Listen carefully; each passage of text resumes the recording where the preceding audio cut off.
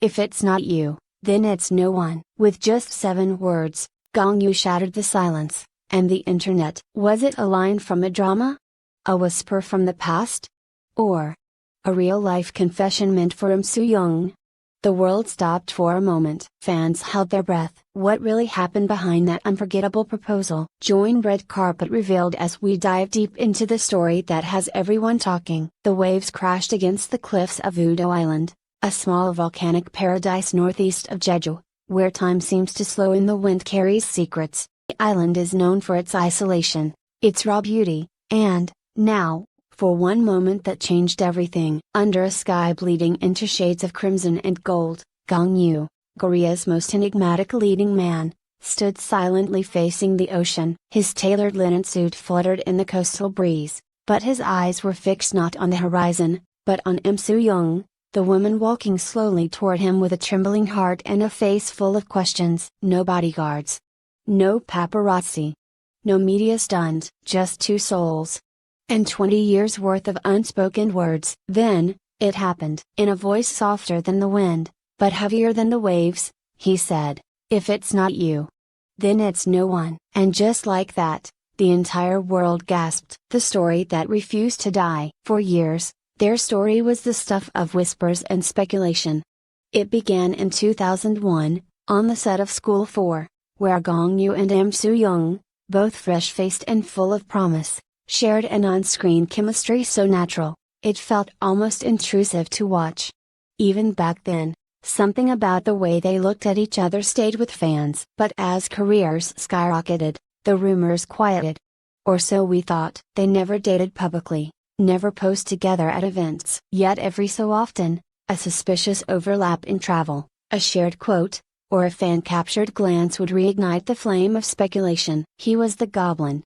She was the ghost of the girl who once held his heart. But neither of them ever said a word.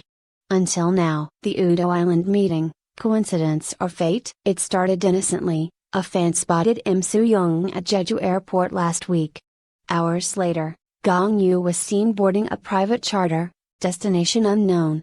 Then, the bombshell, both were staying at separate villas on Udo Island, a remote location known for detachment and discretion. Insiders say the meeting wasn't prearranged by managers. No scripts, no agencies involved. This was personal. Very personal. At 5:43 p.m. on May 21st, a trusted staff member leaked a single photograph. It showed Gong Yoo and Soo-young standing close, closer than friends, on a cliff overlooking the sea, her hands in his eyes locked onto hers. Internet broke. Fans cried. Skeptics reeled. And media outlets scrambled to verify what no one thought was even possible. Had Gong Yoo proposed? 20 years in the making. Eyewitnesses, only a handful invited to the scene, say that Gong Yoo had prepared a small candlelit path lined with seashells and wildflowers. No extravagance, no designer staging. Just memories. Scattered around the site were framed photographs of moments fans never saw, behind-the-scenes Polaroids from School 4, candid smiles from shared sets, handwritten letters folded into glass jars. Soo-young arrived wearing a soft ivory dress, her hair pinned loosely like she'd come straight from a memory. She didn't know the full reason he had called her here. But the moment she arrived, everything shifted. "I should have said this 20 years ago," Gong Yoo said, holding back tears. "But the truth is, I never stopped waiting for you." Soo-young reportedly covered her mouth, trembling. She said nothing for several seconds. And then Gong Yoo dropped to one knee. "If it's not you, then it's no one." It wasn't a performance. It was a reckoning. Tears, silence, and a whispered yes. The silence that followed could have shattered mountains. The waves hushed. The birds stopped. Even the wind stilled. Soo-young looked down at the man who once made her laugh between takes and cry behind closed doors. And then, softly, through tears, she whispered, "You'd forgotten." But he hadn't. Not once. And in that moment, under the fading Jeju sun, she said yes, not with a shout. With a breath so sincere it echoed louder than any vow. The next morning, the Korean media exploded. Articles flooded Naver and Dome. International K-drama fans took over Twitter. #GongSoo wedding trended in 14 countries. And yet, Neither of their agencies has made a formal statement. No press conference. No denial. Silence, and that silence speaks volumes. Insiders say the couple plans to marry quietly on the same cliff where the proposal happened.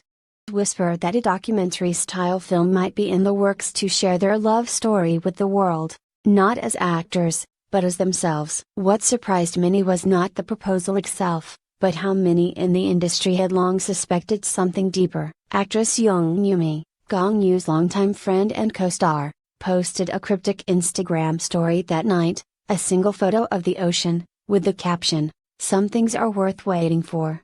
Actor Lee Dong-wook, who shared the screen with Gong Yoo in Goblin, reportedly texted him 3 words upon hearing the news.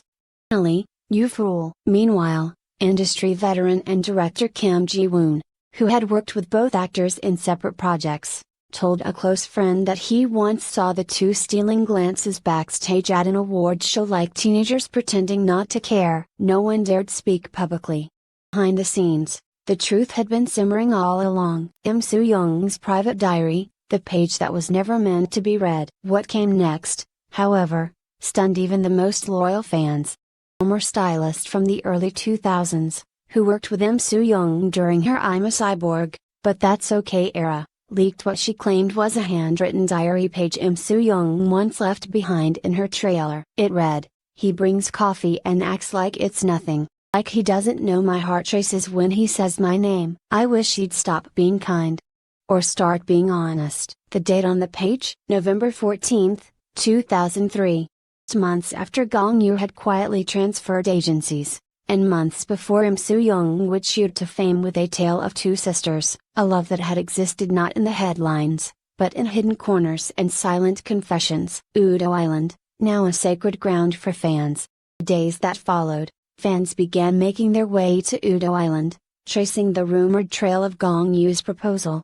Found flower petals still clinging to the cliffside grass, and someone even captured a blurred image of what appeared to be a letter in a bottle, wedged between 2 stones, tied with a pale blue ribbon. Though unconfirmed, believe Gong Yoo left it there intentionally, a symbol of the 20 years he had spent bottling up his truth. Local officials have since cordoned off the area, now unofficially dubbed Lovers Rock by netizens. Travel agencies report a surge in bookings from couples hoping to stand where love was resurrected. A wedding on the horizon? Despite the agency's silence, multiple sources confirm that Gong Yoo and Im Soo-young have no plans for a traditional celebrity wedding. Instead, they are reportedly preparing a private ceremony, not in Seoul, not in a hotel ballroom, but in a small church near Supjikaji, the same chapel that appeared in Gong Yoo's 2012 film A Man and a Woman. Only 20 guests.